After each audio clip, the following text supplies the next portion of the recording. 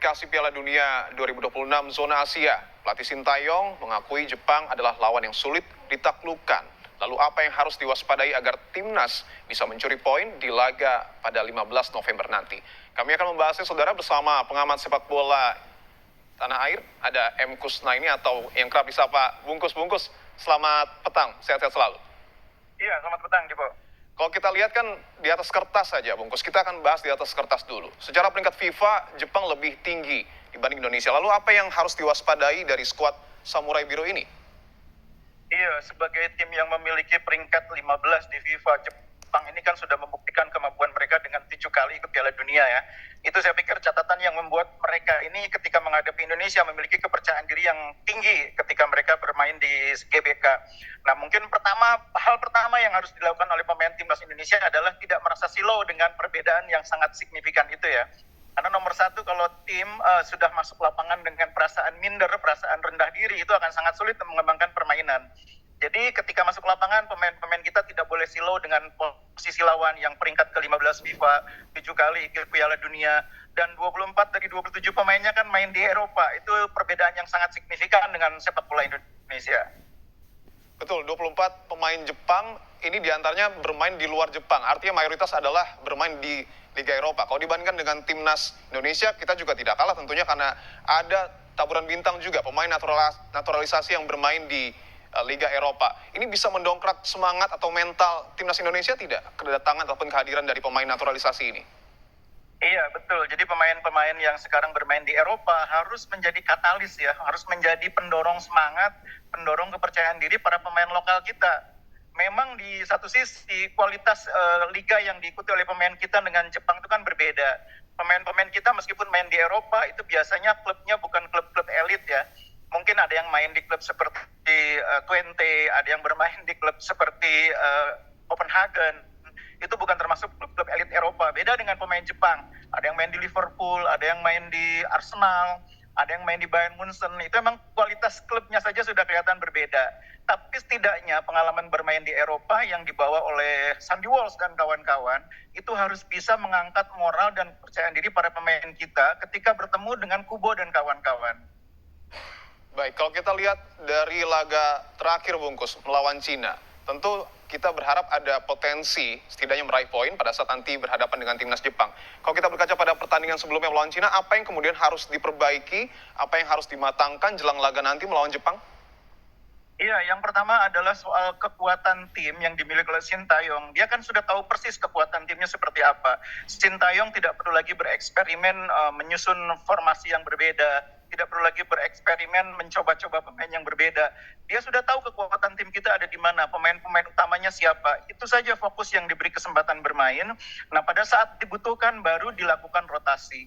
Jadi kita sekarang berada di situasi yang bisa dibilang krusial. 2 pertandingan lawan Jepang dan selanjutnya lawan Arab Saudi itu adalah 2 pertandingan di mana kita tidak boleh melewatkan kesempatan meraih poin. Jadi kalau kita kehilangan poin di 2 laga ini, peluang kita lolos ke putaran keempat itu menjadi sangat sulit. Target realistis sekarang ini pasti hanya 12 poin. Sulit untuk mengejar 15 poin. Nah, kalau kita mengejar 12 poin, artinya kita butuh 9 poin dan itu dicapai melalui 3 kemenangan. 3 kemenangan itu yang paling realistis ketika kita bertemu dengan China, bertemu dengan Bahrain, bertemu dengan Arab Saudi.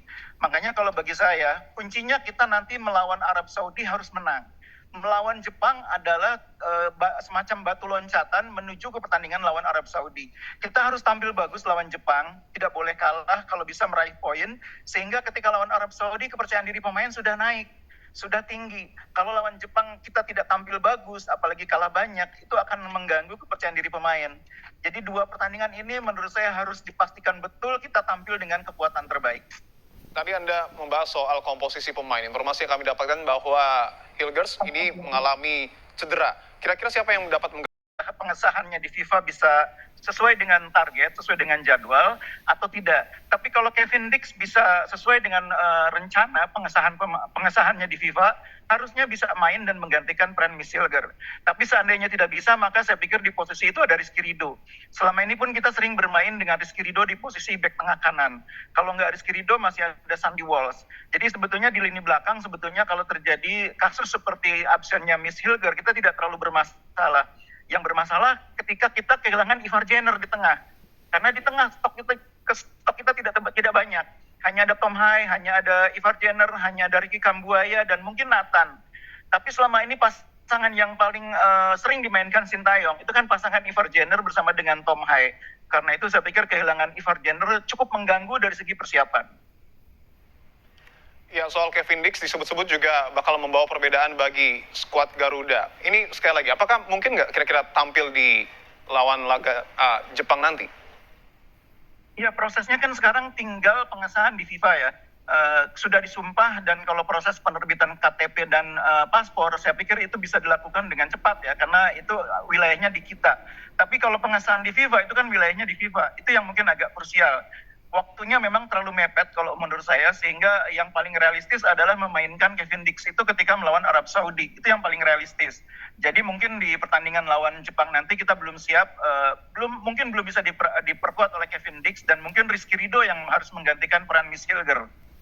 Kita sudah bicara soal kedalaman tim, kemudian juga kita sudah bicara soal teknis. Nah, kalau kita berkaca lagi pada pertandingan terakhir Timnas Indonesia melawan Timnas Cina, sebenarnya itu kan 2 gol Cina ini ada dari faktor kelalaian ataupun hilangnya konsentrasi. Bungkus, kalau kita lihat, ini tidak boleh dilakukan artinya pada saat melawan Jepang, sekecil apapun itu. Ya, itulah bedanya tim yang sudah sering main di level tinggi dengan tim Indonesia yang baru kembali ke level tinggi ya. Kita selama ini kan mainnya banyak di level ASEAN. Sekarang mainnya di level tinggi, bertemu lawan-lawannya berbeda. Dulu lawan kita adalah Thailand, Vietnam, Malaysia. Sekarang lawannya lebih tinggi, negara-negara yang peringkat FIFA-nya jauh di atas kita. Ada Australia, ada Bahrain, ada Jepang, ada China. China pun peringkatnya di atas kita. Karena itu memang saya masih paham kalau dalam beberapa kesempatan pemain kita belum sepenuhnya bisa tampil maksimal. Karena belum terbiasa main di level tinggi. Nah, saya pikir dengan pengalaman kemarin dikalahkan oleh China, itu menjadi semacam cambuk, menjadi semacam pengalaman berharga yang akan membuat kita belajar, tidak lagi membuat kesalahan sendiri dalam pertandingan krusial. Jadi kalau pertandingan besar, pertandingan yang menentukan, itu kadang-kadang penentunya bukan beda kekuatan, tapi kesalahan kita sendiri. Kita tidak mampu konsisten, kita tidak mampu fokus, dan kemudian kesalahan itu dihukum oleh lawan. Nah, itu yang saya pikir harus kita hindari, dan mudah-mudahan pelajaran lawan China itu bisa membuat kita jauh lebih baik lagi. Apalagi di tiga laga sebelumnya kan kita sebetulnya sudah bisa tampil bagus. Kita bisa menahan Australia itu sudah luar biasa. Baik, mudah-mudahan kita bisa meraih poin pada saat nanti melawan Timnas Jepang. Terima kasih atas jawaban Anda. Ya, baik. Bungkus, sehat-sehat selalu.